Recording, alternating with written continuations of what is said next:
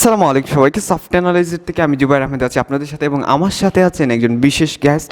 তিনি আমাদের কোম্পানির একজন এসইও এক্সপার্ট, আমার প্রিয় একজন ভাইয়া। আমাদের সাথে আছেন সাফাত আহমেদ চৌধুরী ভাইয়া। তো তার সাথে আজকে আমরা কথা বলবো এসইও নিয়ে। এসইওটা আসলে কী, কীভাবে কাজ করে এসইও, এসইও শিখে আমরা কী কী করতে পারি, এসইওর কেরিয়ারটা কেমন, এই বিষয়গুলো সম্পর্কে আজকে আমরা তার কাছ থেকে জানবো। তো প্রথম প্রশ্নে জানতে চাই যে ভাইয়া এসইওটা আসলে কী, প্লিজ বলেন। Thank you for the question Zubair.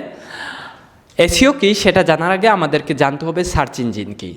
Search engine হচ্ছে এমন কিছু যেখানে আমরা কোনো কিছু খুঁজে বের করি। মনে করেন ফেসবুকে আপনি আপনার বন্ধুর নাম লিখে সার্চ করলেন, অথবা আপনার কোনো সহপাঠীর নাম লিখে সার্চ করলেন। তো সার্চ করার পর ফেসবুক আপনাকে একটা রেজাল্ট দেবে। সেই রেজাল্টে দেখবেন এই নামে যতগুলো আইডি আছে সেগুলো আপনাকে দেখাবে। সেখান থেকে আপনি অ্যাবাউট দেখে অথবা প্রোফাইল দেখে অথবা তার প্রোফাইল পিকচার দেখে আপনি তাকে সিলেক্ট করবেন।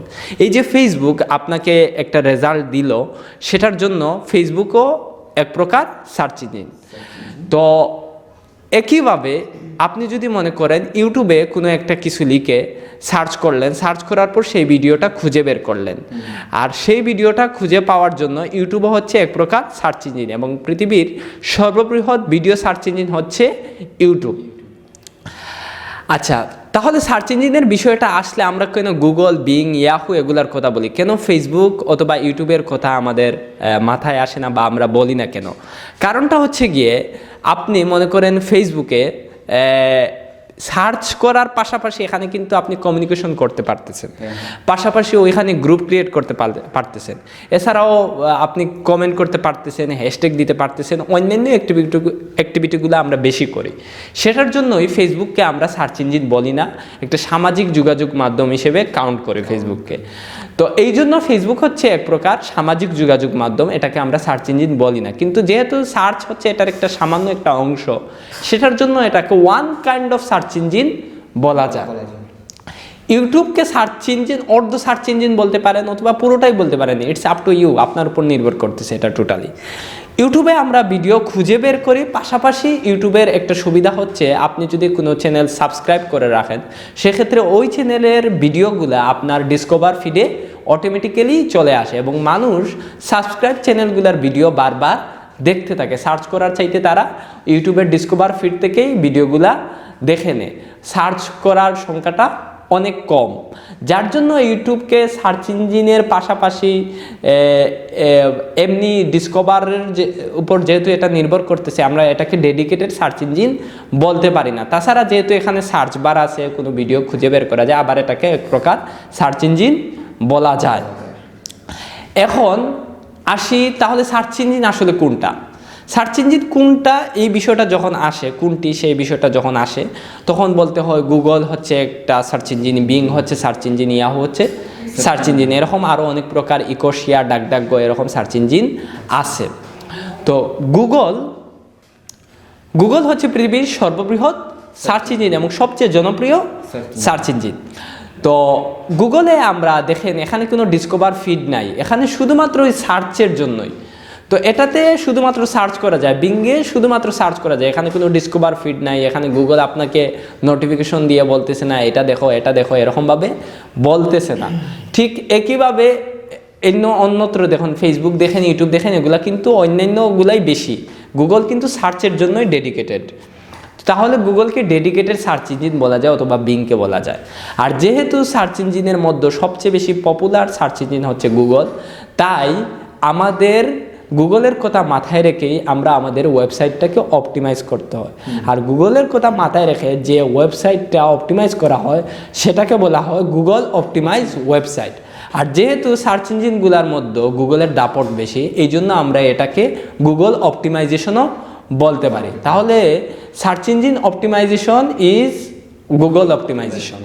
আর বিং অপটিমাইজেশন এগুলো আমরা বলি না, যেহেতু এদের মার্কেট শেয়ার অথবা ওদের ব্যবহারকারীর সংখ্যা গুগলের থেকে অনেক অনেক কম, সেটার জন্য আমরা এটাকে গুগল অপটিমাইজেশনও বলতে পারি অথবা সার্চ ইঞ্জিন অপটিমাইজেশন বলতে পারি।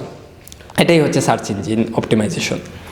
আচ্ছা ভাই, এবার আমরা আপনার কাছ থেকে জানতে চাইবো যে একজন মানুষ এসইও শিখে, মানে এসইওতে কী কী শিখতে পারবে আসলে?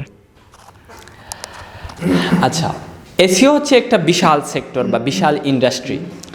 এটার মধ্যে অনেক প্রকার আছে, যেমন on page SEO, link building, অথবা টেকনিক্যাল এসইও এবং local SEO, e commerce SEO, এরকম অনেক প্রকার এসইও আছে। আপনি যদি প্রসপেক্ট কালেক্ট করেন সেটাও কিন্তু এসইওর অংশ। তো এসইওর অনেকগুলো সেক্টর আছে, এর মধ্যে থেকে আপনি যে কোনো একটা সেক্টরে, মনে করেন আপনি কিওয়ার্ড রিসার্চ এবং কম্পিটিটর অ্যানালাইসিস পারেন, আর কিছু পারেন না, তাহলে ওই কাজটাই আপনি করতে পারবেন, কোনো সমস্যা নেই। আপনি যদি আরও 2টা শিখতে চান সেটাও পারেন। আপনি টোটাল এসইও শিখে সবগুলো সার্ভিস আসলে দেওয়া সম্ভব হয় না একজন মানুষের পক্ষে। তো আপনি টোটাল এসইওটাও শিখতে পারেন, এসইও কনসালটেন্ট হতে পারেন যদি আপনি টোটাল এসইওটা শিখেন, অথবা এসইও ম্যানেজার হতে পারেন। আপনার অফিসের অন্যান্য এমপ্লয়ি যাদেরকে আপনি ডিস্ট্রিবিউশন করে দিয়েছেন, ওই কাজগুলো তারা করবে, আপনি শুধু দেখবেন যে ওরা কাজটা ঠিকমতো করতেছে কিনা। তো যে কোনো একটা কাজ শিখে অথবা 2টা কাজ শিখে আপনি মার্কেট প্লেসে নেমে আপনি সেটা সেই সার্ভিসটা আপনি দিতে পারেন। এরকম অনেক প্রকারের এসইও আছে, সবগুলাই যে শিখতে হবে এমন না। আপনি যে কোনো একটা সার্ভিস আপনি যদি শিখেন, এসইওর যে কোনো 2টা সেগমেন্ট যদি আপনি শিখেন, তাহলে সেটাই আপনার জন্য যথেষ্ট হয়ে যাবে। আচ্ছা ভাইয়া, অনেকেই দেখি যে ঢাকা বিশ্ববিদ্যালয় থেকে ডিগ্রি নিয়ে এসে এসইওতে কেরিয়ার গড়ছে। তো এসইওটা কেরিয়ার হিসেবে কেমন আসলে আপনার কাছ থেকে জানতে চাইবো। এসইও কেরিয়ার হিসেবে কেমন, this is a next question. যেহেতু কেরিয়ার বিষয়টা আমাদের কাছে খুবই একটা লাভলি ওয়ার্ড বলা যায়, আমরা আমাদের জীবনে যা কিছুই করি মূলত একটা সুন্দর কেরিয়ারের জন্য করি। তো মনে করেন আমি ক্লাস 1 থেকে ক্লাস 5 পড়লাম, ক্লাস 5 থেকে এসএসসি পাস করলাম, ইন্টারমিডিয়েট পাস করার পরেই কিন্তু কেরিয়ার নিয়ে আমাদের চিন্তাটা শুরু হয়ে যায়। তো এই চিন্তা করাটা অবশ্যই ভালো দিক। আপনাকে যত আগে থেকে চিন্তা করবেন ততই ভালো, আপনার জন্য মঙ্গল। তো সেটা ইন্টারমিডিয়েট পরেই বেশিরভাগের ক্ষেত্রে দেখা যায়, কারণ ক্যারিয়ারের বিষয়টা, প্রেশারটা আমাদের ওই সময়টা থেকেই কাজ করে, তখন আমাদের অনেক বেশি ম্যাচিউরিটি আসে। তো আমরা চাই ক্যারিয়ার হিসেবে একটা সিকিউর লাইফ, সিকিউর কিছু। মনে করেন আপনি একজন বিসিএস ক্যাডার, সেক্ষেত্রে এটি একটি সরকারি চাকরি এবং এটা অনেকটাই বলা যায় সিকিউর। তাই ক্যারিয়ার হিসেবে অনেকের পছন্দ যে আমি একজন বিসিএস ক্যাডার হব, অথবা একটা প্রথম শ্রেণীর সরকারি চাকরি করব, অথবা এটার পাশাপাশি মনে করেন একটা ভালো বিজনেস রান করব, যেটা সারা দেশব্যাপী আমি বিজনেসটা করব। তো এরকমভাবে অনেক কিছুই ক্যারিয়ার হিসেবে নেওয়া যায়, যে কোনো একটা ব্যবসা অথবা একটা চাকরি, এরকম অনেক কিছুই আছে। অথবা ফ্রিল্যান্সিংয়েও আপনি কি করতে পারেন, ক্যারিয়ার হিসেবে নিতে পারেন। ফ্রিল্যান্সিংয়ের মধ্যে কিন্তু অনেক ধরনের, যেমন এসইওটা হচ্ছে একটা কাজ, ওয়েব ডেভেলপমেন্ট একটা কাজ, অথবা আপনি ওয়ার্ডপ্রেস ডেভেলপার, সেটাও কিন্তু একটা কাজ, অথবা আপনি ডিজিটাল মার্কেটার, অথবা আপনি একজন ইনফ্লুয়েন্সার, আপনি অ্যাক্ট্রেস, অথবা এরকম কিছু, যে কোনো কিছুই ক্যারিয়ার হতে পারে।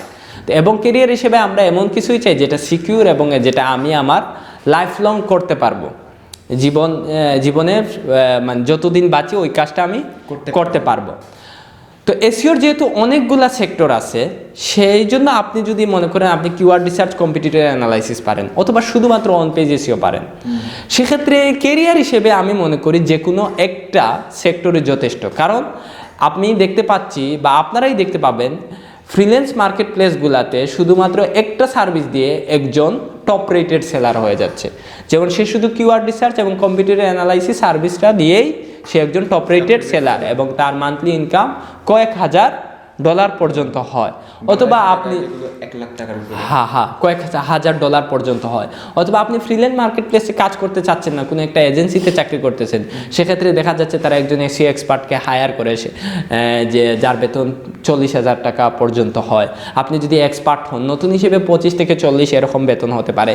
যদি আপনি এক্সপার্ট হন সেক্ষেত্রে আরও বেশি হতে পারে। অথবা আপনি যখন অনেকগুলা সার্ভিস দিতে পারেন, এসইওর প্রায় সবগুলা শাখা সম্পর্কে আপনার কনসেপ্ট আছে, সেক্ষেত্রে আপনি একটা এজেন্সি দিতে পারেন। এজেন্সি দিয়ে প্রত্যেকটা সেক্টরে স্পেশালাইজড মানুষকে আপনি আপনার এজেন্সিতে জব দিতে পারেন। এভাবে দিয়ে তাদের মাধ্যমে আরও বেশি ইনকাম আপনি করতে পারবেন। তখন কিন্তু আপনার কাজ করা লাগতেছে না, এত বেশি কাজ করা লাগবে না। তাদেরকে আপনি শুধু কাজটা আনবেন, ওদেরকে দিয়ে কাজ করাবেন, রিভিউ করবেন, তাতেই আপনি দিয়ে দিতে পারবেন। এভাবে কিন্তু আপনি ভালো একটা হ্যান্ডসাম আয় করতে পারবেন, একটা ভালো অ্যামাউন্ট অফ মানি আপনি আর্ন করতে পারবেন। সুতরাং বলা যায় এসি ক্যারিয়ার হিসেবে অত্যন্ত দারুণ। আর ক্যারিয়ার বিষয়টা কন্ট্রোভার্সিয়াল, একজন বলবে সরকারি চাকরিজীবী সিকিউর লাইফ, ফ্রিল্যান্সিংয়ে শান্তি নেই, রাতে ঘুমাতে পারি না। আপনি ফ্রিল্যান্সিং কেন করবেন? আপনি কোনো একটা এজেন্সি নিজে দিবেন, অথবা আপনি করবেন, অথবা আপনি কাজ করবেন দিনে, রাতের বেলা শুধু কমিউনিকেশন করবেন, কমিউনিকেশন করে কাজটা দিবেন। আপনি বেশি কাজ নিতে চান না, সামান্য কিছু কাজ নিয়ে আপনি ঘুমিয়ে পড়বেন, এরকমভাবেও ফ্রিল্যান্সিং করতে পারবেন। সুতরাং আমি বলি ক্যারিয়ার হিসেবে ফ্রিল্যান্সিং, এবং ফ্রিল্যান্সিংয়ের মধ্যে এসইওটাও কিন্তু অনেক দারুণ। আচ্ছা ভাইয়া, ধন্যবাদ ভাইয়া। আজকে আমরা এসইও সম্পর্কে অনেক কিছু আসলে জানতে পারলাম। এসইও কি, ক্যারিয়ার হিসেবে এসইও কেমন, এসইও শিখলে কি কি লাভ হবে আমাদের, তো এই প্রশ্নগুলোর উত্তর জানতে পারলাম। ধন্যবাদ ভাইয়া আপনাকে, আপনার এত গুরুত্বপূর্ণ সময় দেওয়ার জন্য। ইনশাআল্লাহ আমরা অন্য কোনো দিন অন্য কোনো টপিক নিয়ে কথা বলবো। আজকে এখানেই সমাপ্তি করছি। আসসালামু আলাইকুম সবাইকে।